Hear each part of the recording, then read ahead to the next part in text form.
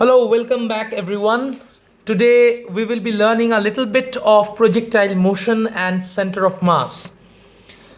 Suppose you have a body which is projected with some velocity u that makes some angle theta with the horizontal. Now, this particular body, suppose it may be an explosive material. It goes to the highest point of the trajectory and it explodes. And it explodes into three fragments.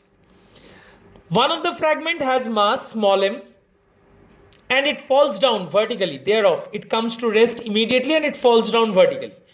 Another one has mass 2m. It flies back and comes back to the starting point. And another one has mass 3m. It goes and flies to and falls at a different place. Okay. Now, there are two questions which pertain to this particular problem. Number one, what will be the velocity of this third fragment? And number two, where will this third fragment fall off from the origin? So we have considered the origin to be here. That is the point of projection. And this is the incident that is taking place.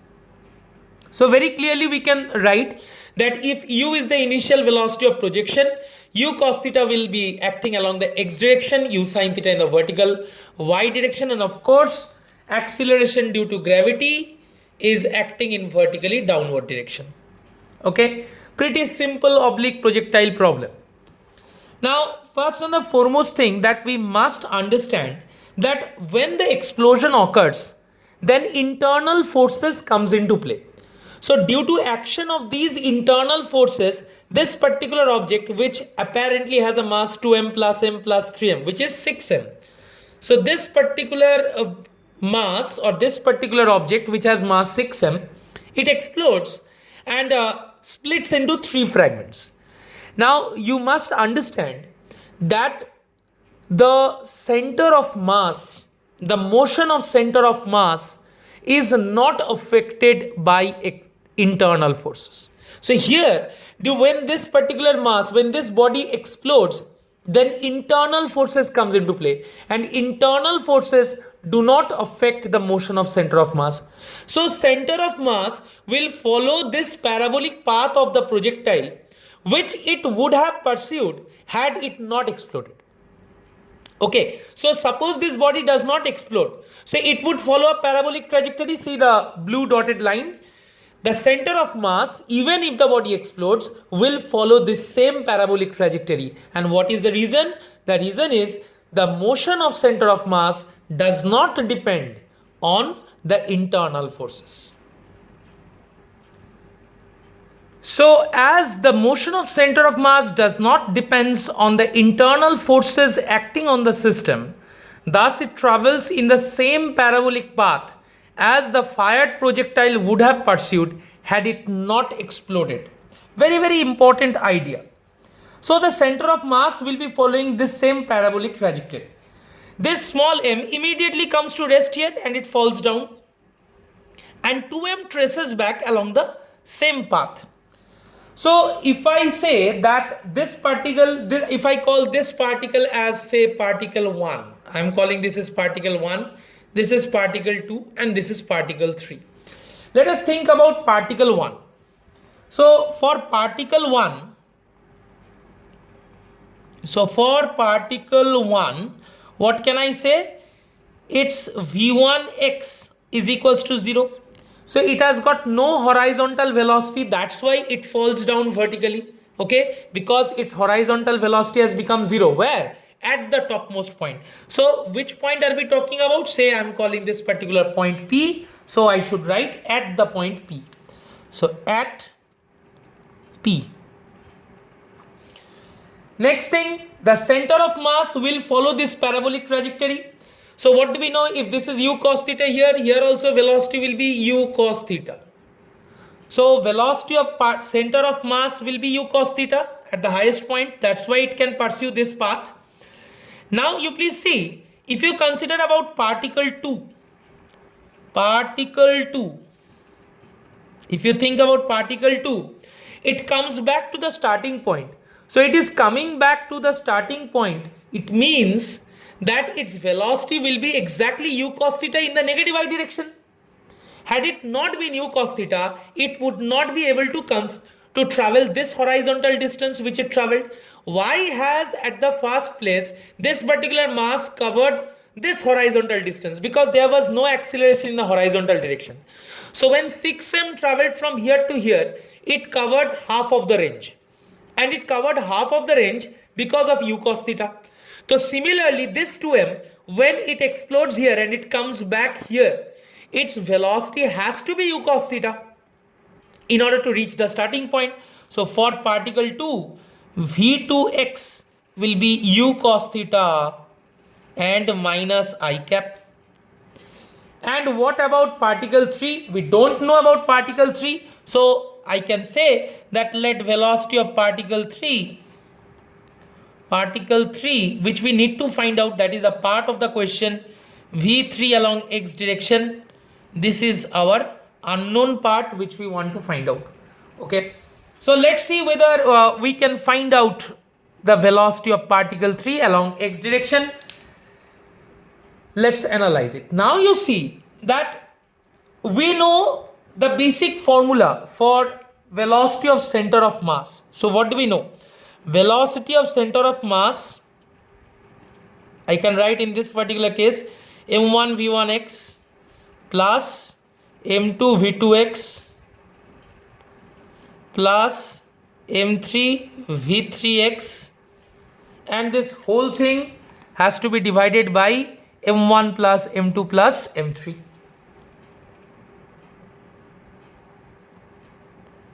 So what can we write here? You see, velocity of center of mass, you already know what is velocity of center of mass, u cos theta I cap. So it is u cos theta I cap equals to m1 v1x. m1 v1x is 0, so m into 0 plus m2 v2x, so 2m multiplied by u cos theta, and it has to be minus I cap multiplied with it, plus m3 is 3m v3x, and this whole thing is divided by how much? 1 by m1 m plus 2m plus 3m, which is 6m. Alright, so let's solve it. So you'll get 6m u cos theta equals to minus 2m u cos theta plus 3m v3x. So you can cancel off all the m's. So minus 2 plus 6, it will go to that side, so it will become 8. So therefore you will get v3x. If I write vectorially, I will get 8 u cos theta whole divided by 3. And what will be the direction? Of course, the direction is in the I cap. So after explosion, this v3, the third projectile, will be projected with this velocity along the positive x direction. So this is part 1 of our analysis. Coming back to the next part of our analysis is the part 2. Now we want to find out that where this particular third particle 3m will strike. Like the first particle strikes here, and what is this distance? Rx by 2. So very clearly you can see, if I consider this particular point, if I write it any name you can put it. Suppose I am writing it D. So what will be the coordinate? Coordinate is Rx by 2, 0. Center of mass is striking here, so I am calling this point E. So E is Rx, comma 0.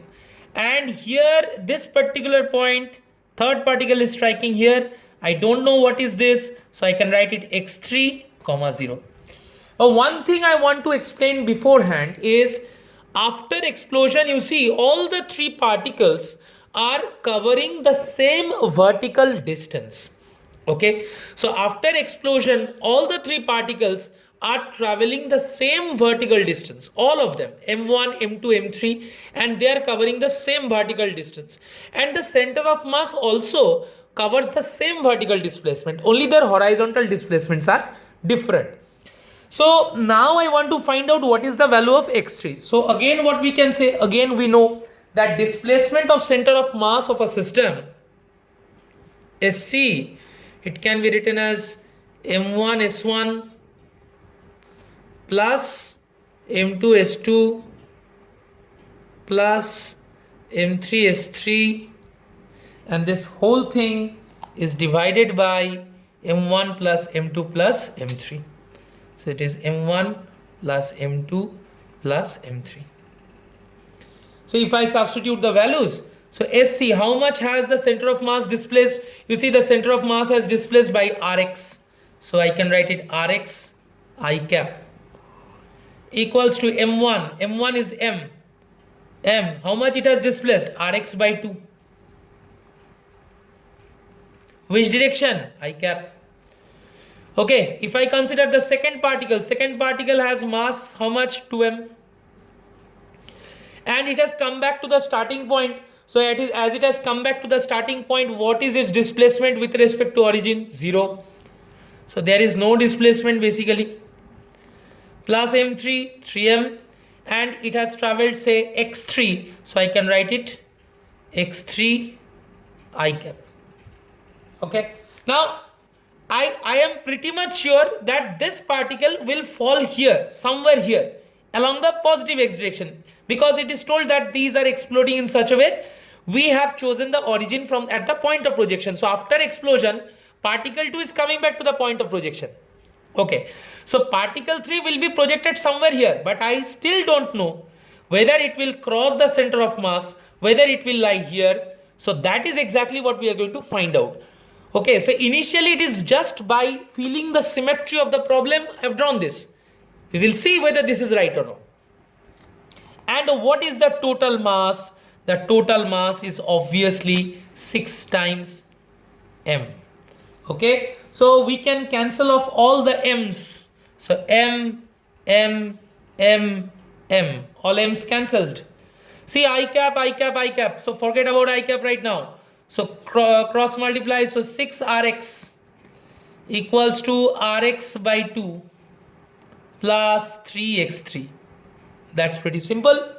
So what we can say, or 6 minus half Rx equals to 3x3. 6 minus half means 5.5. 5.5 means 11 by 2. So basically you are getting 11 by 6. Therefore x3 is equals to 11 by 6 times of Rx. So if you write it vectorially, so it will be like this. So please understand one thing. What is very interesting to understand, that 11 by 6, if I see this number, this is definitely greater than 1, right? It is almost 2. So it is definitely greater than 1. So that means the displacement of the third particle will be definitely more than Rx. So it falls beyond the position of center of mass. So center of mass has descended after covering a displacement of Rx with respect to our chosen origin, while the third particle shall be displaced by a longer distance, which is 11 by 6 times of Rx. Now we know the formula for Rx. Okay, for an obliquely fired projectile we'll know. So therefore what we can say, if I write it one more step, x3 equals to 11, then Rx is what? U square sine 2 theta divided by g. So here I will get 6g, and what is the direction? Direction is I cap. So that is the point where this third particle of mass 3m will strike the horizontal surface or the ground. So I want you to try solving this problem and find out answers with certain data. Suppose I want you to try it with some u, initially velocity, suppose it is given with, you are given 100 meter per second. Okay, value of theta, suppose you are provided with this value of theta 37 degree, and acceleration due to gravity 10 meter per second square. So try solving this same problem, okay, using this data, and these masses, they are split into this ratio 1:2:3, as you can see. Said suppose this is also given, that m1 is to m2 is to m3. that is given to you 1:2:3. So these data are provided to you. You can utilize them and find out the values. So that pretty much sums up our today's problem. I hope it helped to clear certain fundamental concepts of center of mass. Primarily the emphasis was analysis of center of mass and a little bit of projectile motion. Again, a very important concept which I wanted to emphasize in this problem is that the internal forces which comes into play during explosion of this bomb at the highest point of the trajectory will not affect the path chosen by center of mass. So center of mass will follow the same parabolic trajectory as the original projectile of mass 6m would have followed had it not exploded at the topmost point. That is one important point. And second important point, that irrespective of the mass, in order that this particle of mass 2m, it comes here, it has to be u cos theta. Because whatever projectile you are firing here, see the value of g is acting in vertically downward direction. There is no acceleration along the x-axis, right? So this 6m mass has traveled from O to the point P and covered this distance OD with velocity u cos theta. So similarly, the horizontally fired projectile 2m at the point P will again come back to the starting point O and will travel the same distance. For that, its velocity at the point P must be the same value here, which is u cos theta. Okay, so with that u cos theta, it will once again come and strike the point O. I hope you found this problem very useful to you. Next time I will meet you with another interesting problem. Till then, take good care of your health and enjoy physics. Thank you.